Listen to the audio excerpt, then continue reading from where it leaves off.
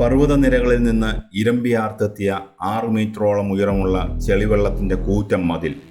വഴിയിൽ കണ്ടതെല്ലാം അത് വിഴുങ്ങി.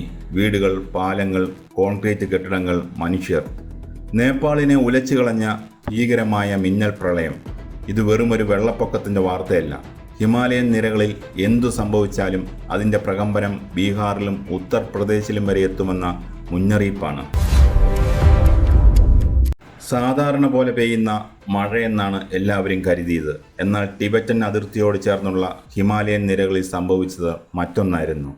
ചൈനീസ് അധീനതയിലുള്ള ടിബറ്റിലെ ഹിമാലയൻ മലനിരകളിൽ പെയ്ത അതിശക്തമായ മഴ.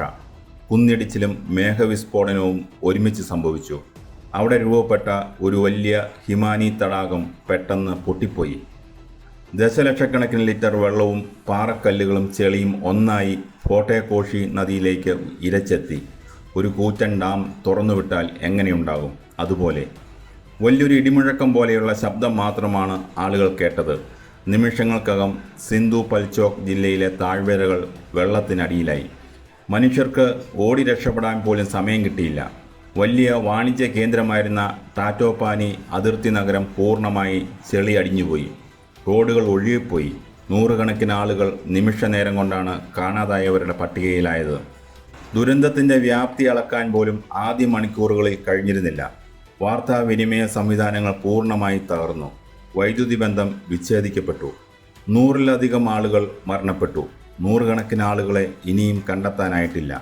ചൈനയും നേപ്പാളും തമ്മിലുള്ള പ്രധാന വ്യാപാരപാതയായ കോദാരി ഹൈവേ തകർന്നു. ഇത് കോടികളുടെ നഷ്ടമാണ് ഉണ്ടാക്കിയത്.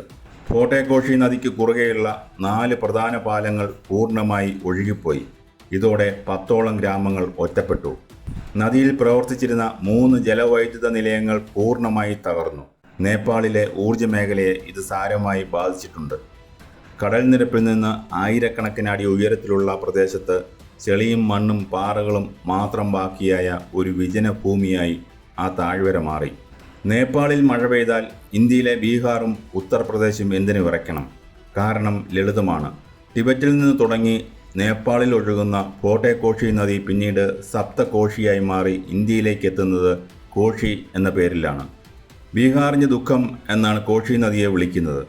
ഹിമാലയത്തിൽ നിന്ന് ഒലിച്ചു വരുന്ന സകല വെള്ളവും ചെളിയും വന്ന് പതിക്കുന്നത് ബീഹാറിലെയും ഉത്തർപ്രദേശിലെയും സമതലങ്ങളിലാണ്. നേപ്പാളിലെ പ്രളയജലം ഇന്ത്യൻ അതിർത്തിയിലെ ബരാജ് കവാടങ്ങളിലേക്ക് ഇരച്ചെത്തിയതോടെ ബീഹാർ സർക്കാർ റെഡ് അലേർട്ട് പ്രഖ്യാപിച്ചു. ആയിരക്കണക്കിന് ആളുകളെയാണ് കോഷി നദീതീരങ്ങളിൽ നിന്ന് സുരക്ഷിത സ്ഥാനങ്ങളിലേക്ക് മാറ്റിയത്. ചുരുക്കത്തിൽ നേപ്പാളിലെ ഹിമാലയൻ നിരകളിൽ ഉണ്ടാകുന്ന നേരിയ ചലനം പോലും ഇന്ത്യയിലെ ലക്ഷക്കണക്കിന് സാധാരണക്കാരുടെ ജീവിതത്തെയാണ് ബാധിക്കുന്നത്. ഫോട്ടേകോഷിയിൽ സംഭവിച്ചത് വെറുമൊരു പ്രകൃതി ദുരന്തം മാത്രമല്ല, മനുഷ്യൻ്റെ ഇടപെടലുകൾ കൂടി ചേർന്ന ദുരന്തമാണ്. ദുരന്തത്തിന് പ്രധാനമായും 4 കാരണങ്ങളാണുള്ളത്. 1. ഗ്ലേഷ്യൽ ലേക്ക് ഔട്ട്ബേഴ്സ്റ്റ്. ഹിമാലയത്തിലെ മഞ്ഞുപാളികൾ ഉരുകി വലിയ തടാകങ്ങൾ ഉണ്ടാകുന്നുണ്ട്. അന്തരീക്ഷ താപനില ഉയരുമ്പോൾ ഈ തടാകങ്ങളുടെ അതിരുകൾ തകർന്ന് വെള്ളം ഒരുമിച്ച് താഴേക്ക് ഒഴുകുന്നു. ഫോട്ടേകോഷിയിൽ സംഭവിച്ചത് ഇതാണ്. 2. മേഘവിസ്ഫോടനം.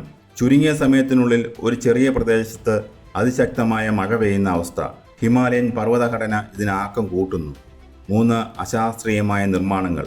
നദീതടങ്ങളിൽ വലിയ തോതിൽ കെട്ടിടങ്ങളും ജലവൈദ്യുത പദ്ധതികളും നിർമ്മിച്ചത് നദിയുടെ സ്വാഭാവിക ഒഴുക്കിനെ തടസ്സപ്പെടുത്തി. 4. വനനശീകരണം. കുന്നിൻ ചെരുവുകളിലെ മരങ്ങൾ വെട്ടിമാറ്റിയതോടെ മണ്ണൊലിപ്പും കുന്നിടിച്ചിലും വർദ്ധിച്ചു. ഫോട്ടേകോഷി എന്ന പേര് കേൾക്കുമ്പോൾ തന്നെ ഒരു ഭീതി തോന്നും. ഫോട്ടെ എന്നാൽ ടിബറ്റൻ എന്നാണ് അർത്ഥം. ടിബറ്റിൽ നിന്ന് ഉത്ഭവിച്ച് നേപ്പാളിലേക്ക് ഒഴുകുന്ന നദിയാണിത്. ലോകത്തിലെ തന്നെ ഏറ്റവും കുത്തനെയുള്ളതും വേഗതയേറിയതുമായ ഒഴുക്കുള്ള നദികളിലൊന്നാണിത്. വാട്ടർ റാഫ്റ്റിങ്ങിനും ബംഗി ജമ്പിങ്ങിനും ലോകപ്രശസ്തമാണ് ഈ നദി. ശാന്തമായി ഒഴുകുന്ന നദിയല്ല ഇത്. ഏതു നിമിഷവും ഗതി മാറാനും കോപിഷ്ഠയാകാനും ശേഷിയുള്ള ഒന്നാണ്. ഈ വന്യമായ സ്വഭാവമാണ് ഇത്തവണ ദുരന്തത്തിൻ്റെ ആഘാതം കൂട്ടിയത്. അന്തരീക്ഷ താപനില ഇങ്ങനെ ഉയർന്നാൽ ഹിമാലയത്തിലെ ആയിരക്കണക്കിന് മഞ്ഞ് തടാകങ്ങൾ ഇനിയും പൊട്ടാം. നമുക്ക് വേണ്ടത് ലളിതമായ ചില മുൻകരുതലുകളാണ്. ചൈന, നേപ്പാൾ, ഇന്ത്യ എന്നീ രാജ്യങ്ങൾ തമ്മിൽ നദികളിലെ ജലനിരപ്പ് സംബന്ധിച്ച തത്സമയ വിവരങ്ങൾ പങ്കുവെക്കണം. ടിബറ്റിൽ തടാകം പൊട്ടിയാൽ ആ വിവരം മിനിറ്റുകൾക്കകം നേപ്പാളിനും ഇന്ത്യക്കും ലഭിക്കണം. അതുപോലെ തന്നെ നദീതീരങ്ങളിലെ കയ്യേറ്റങ്ങൾ പൂർണ്ണമായി തടയണം. ഹിമാലയൻ നിരകളിൽ വലിയ ഡാമുകളും റോഡുകളും പണിയുമ്പോൾ കൃത്യമായ പാരിസ്ഥിതിക പഠനം നടത്തണം. ഹിമാലയൻ നമ്മെ ഓർമ്മിപ്പിക്കുന്നത് ഒന്നു മാത്രമാണ്: പ്രകൃതിയെ നമ്മൾ ദ്രോഹിച്ചാൽ തിരിച്ചുള്ള പ്രഹരം താങ്ങാൻ മനുഷ്യന് കഴിയില്ല. ഫോട്ടേക്കോഷി തന്നത് ഒരു സൂചന മാത്രമാണ്. ആ താക്കീത് കണ്ട് നമ്മൾ മാറിയില്ലെങ്കിൽ ഭാവിയിൽ ഇതിനേക്കാൾ വലിയ ദുരന്തങ്ങൾ നമ്മളെ തേടിയെത്തും.